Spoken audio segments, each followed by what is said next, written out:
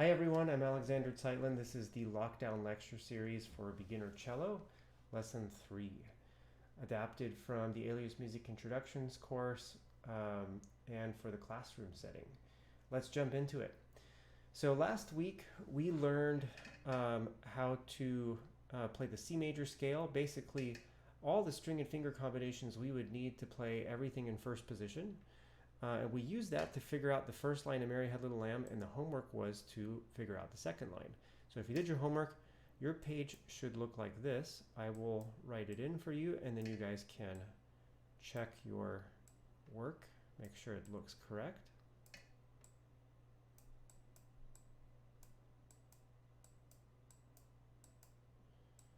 D0 here, and G4. Sorry about the terrible looking G there. So if your page looks like this, you got it right. And it should sound like this. You guys can play along with me.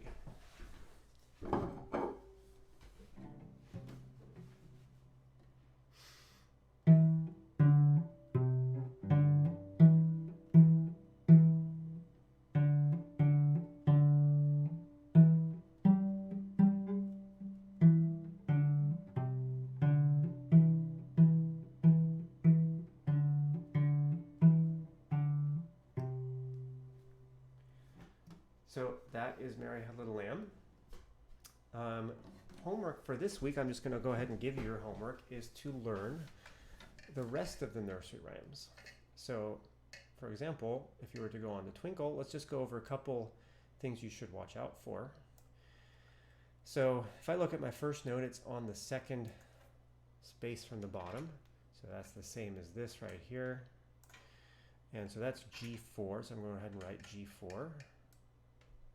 And then I have another G4, and then a big jump. Watch out for big jumps. So here I've got jumps up to the top space. That would be this note right here, and that's going to be D4. So I'm just going to write down D4. Now you'll notice that the next notes basically mostly move in stepwise motion, so there's no big jumps. There's another D4. This one just steps up. And at this point, if you've been practicing your scale, you might remember that if I go up on our scale, after D0, D1, D2, D4 comes A0. So I can just put A0. So if you can start memorizing your scale, that really helps you figure out your notes quickly. And then it goes back down here to D4 and so on. And you guys can fill in the rest. And you guys can actually fill in the entire rest of the page, all 4 songs. That's the rest of the homework. Here's what the first 2 lines of Twinkle sound like. All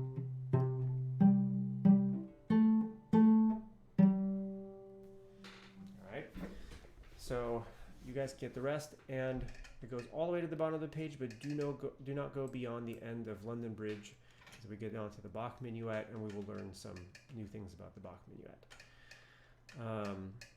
All right, so I will update what the homework is at the end of the video lecture here.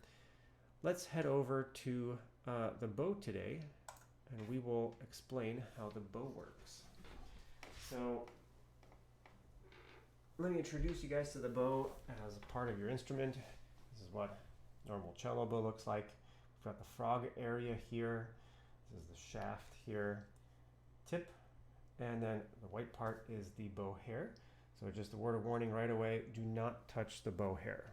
The bow hair has rosin on it, which is this fine sticky powder, and you guys should have a block of rosin in your cases that comes with your instrument. Your skin, no matter whether you have oily skin or not, has some oils on it, and they will immediately clump to the rosin, and essentially whatever part you touch will become unplayable. Like it just won't make any sound when you move over that part of the bow. So don't touch your bow hair. The frog itself has kind of like a few important parts. We've got the frog generally actually refers to this large black portion right here, also usually made of ebony. This is the screw right here. This is our leather guard right here, and this is the metal guard. Some people's frog has an eye in the middle of the frog. One of my cello bows has like a crest there, still called the eye of the frog. Like this bow has an eye in the middle of the frog. And then this little nub right here is known as the step of the frog. That is our step sticking out right there. You can see that. So let's take a look at how the bow works. So the bow kind of functions as a lever, and our first control point is sort of the axis of our lever. It is right here, maybe the fulcrum of our lever. So this control point right here is our main control point, which is controlled by the thumb. This is our first control point. So I would essentially set my thumb between the step and the leather guard. My thumb kind of is in a rounded shape, kind of like a coat hook, and it sits right here between those two. My next control point is right here. And this is controlled by my pinky.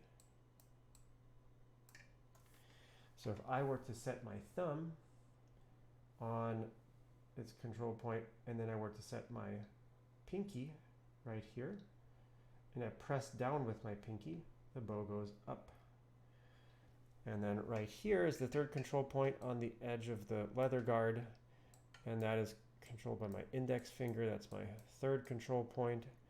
And if I were to press here, so thumb, index finger, here, the bow goes down. So the pinky lightens my sound, and the index finger makes it heavier. You'll need your your index finger just a little bit as a cellist. You will have to sort of keep your bow pressed into the string, and that's largely the finger that will do it. But let's take a look at how that bow hand is set up. Now, essentially, if I were to set up my bow hand, what I would want to do is I'm going to take my left hand and just hold my bow like just near the metal guard right here with my left hand. Make sure your frog is pointing towards your right hand. And I'm going to take my thumb, and I'm going to make like a little coat hook with it, and I'm going to sit it right here between the step and leather guard. I don't want it poking through. I just want it resting between the two. Take all the rest of my fingers, and I will just wrap them around. Okay, and then I will take my pinky, and for now I'm going to have you guys set your pinky on the shaft like this in a rounded position. So this is our bow hand setup, just like we set up our instrument to hold. This is our bow hand setup. So rounded thumb, it sits right here. Wrap all your fingers around, and you want to make sure that your middle finger is across from your thumb, and then your pinky sets right here. And you're going to let go with your other hand carefully to make sure you don't drop your bow. Then what I want you to do is to just tilt your bow so that it's pointing at the ground very slowly. You can actually just tilt your whole arm, keep your wrist still, and then you're going to tilt back up so that your bow is horizontal again. And you'll feel the bow shift its weight off and on your pinky, which is doing all the job of holding it up. So be careful, don't let that pinky slip off. Now just should, one point as cellists, most advanced cellists do not hold their pinky on top of the bow like this.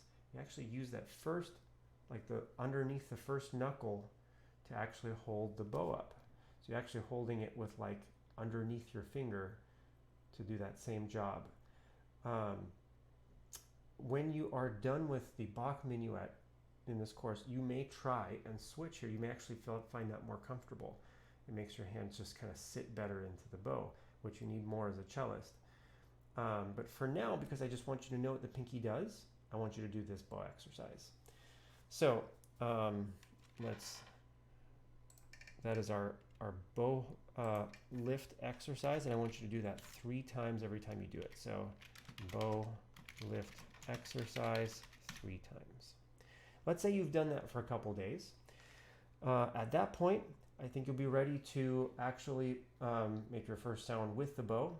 I'm going to tilt the camera down a little bit because I need to do that for my cellists. There we go. Now you guys are going to have to see my my bridge and my bow for my cello. So we're going to combine all of the things that we've done for our instrument. We're going to set it up properly, make sure the height is correct, make sure it's the control points are between our knees, so our chest, our posture looks good, we're not leaning back. Now if you have a music stand, you can actually set your bow on the music stand. Like here's the edge of your music stand. You can make your bow just kind of sit outside so that you can use your music stand to hold up your bow and set up your bow hand. So let's say you set up your cello, and you actually won't need your left hand for this exercise, you just kind of let it rest. Then you will set your bow on the music stand, or maybe you can let it hang off a table, and you're going to curl your thumb, set it on the step, hang all your fingers over, pinky on the shaft, and you're going to lift your bow and place it near the frog on the G string. So next what you're going to do is you're going to move your bow from the frog to the tip. You're going to try to keep it from sliding down to the bridge. You want to keep it between the bridge and the fingerboard. And you might have to press in to do that. You might have to kind of balance it. Essentially it should come out like this. And then back. So that is one time down and up. You're going to do it 3 times though. Then you're going to move on to the D string.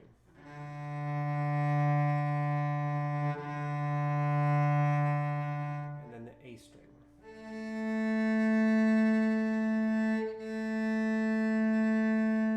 And then finally you will come back to the C string.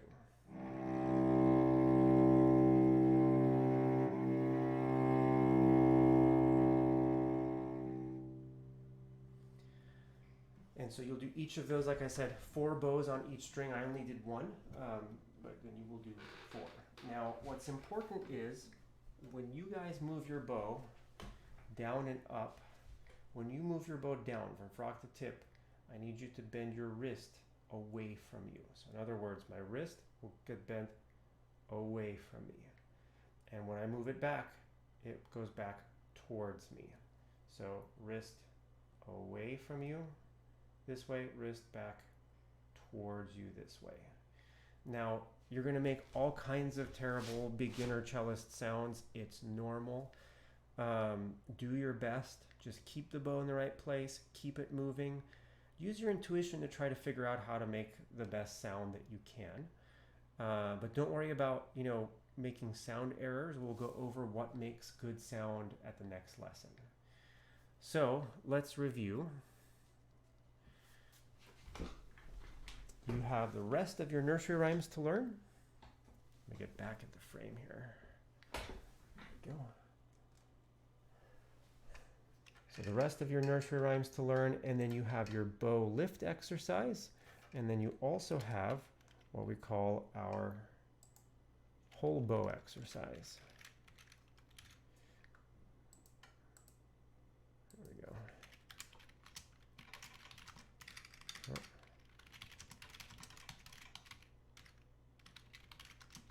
And you're going to do 4 times each string. Do that, get used to the bow, get used to making sound with the bow, and that should keep us busy until the next lesson, and that's it. I'll see you later for lesson 4.